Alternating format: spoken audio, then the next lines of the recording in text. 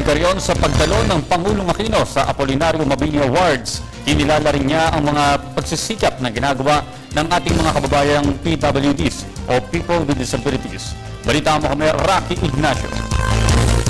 Tiniyak ni Pangulong Aquino ang patuloy at tulong sa mahigit 1 milyong may kapansanan sa bansa. Kinikilala kasi ng Pangulo ang pagsisikap ng mga taong may kapansanan na gamitin ang sariling kakayahan para maging mahalagang bahagi ng lipunan sa idinaos na 27th Apolinario Mabini Award sa Malacanang. Muli ko pong idinin, itinataguyod natin ang tulong sa isang patas sa lipunan. Naglalatag tayo ng higit na pagkakataon sa kaunlaran para sa bawat isa upang kahit ano paman ang inyong kalagayan, nakakalakad ka man, nakakakita, nakakarinig, nakakapagsalita o hindi, ay maiangat mo ang iyong sarili, ang iyong kapwa at pagkus ang buong bansa.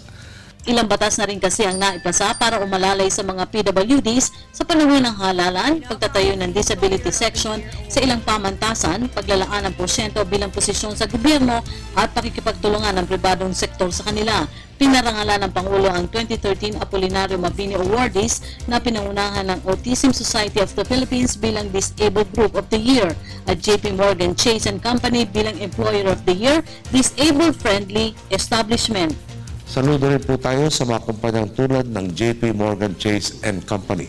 Nakikilala ang papel at kakayahan ng PWDs at nagiging tulay sa kanilang marangal at magandang hanapbuhay.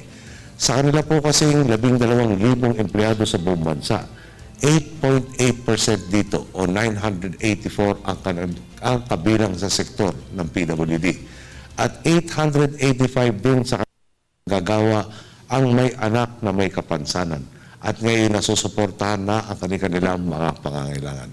Ang parangal ay isinunod sa bayaning si Mabini kung saan hindi naging hadlang ang kapansanan para magsilbing inspirasyon sa pagtamo ng kalayaan ng bansa. 1974 nang ilunsad ang Mabini Awards ng Philippine Foundation for the Rehabilitation of the Disabled na naglalayong kilalanin ang mga grupong tumutulong sa PWDs kasabay ng pag-aangat sa lipunan. Meron ho tayong mga nakakausap na wala nang ginawa kundi reklamo. Wala rin naman naambag na solusyon sa 3 taon na tayo na nanungkulan.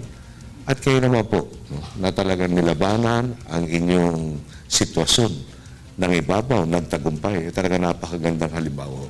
Sabi nga ho ng mga Amerikano, success has many fathers or mothers and failure is an orphan. Siyempre, kung ako mamimili ng pagkakataon, sino ba makakalubilo ko?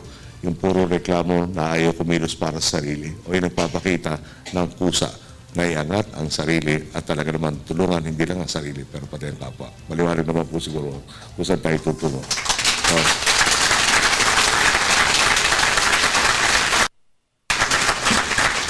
Hindi po, magandang hapon po sa lahat. Maraming salamat po. Para sa Telebisyon ng Bayan, Rocky Ignacio.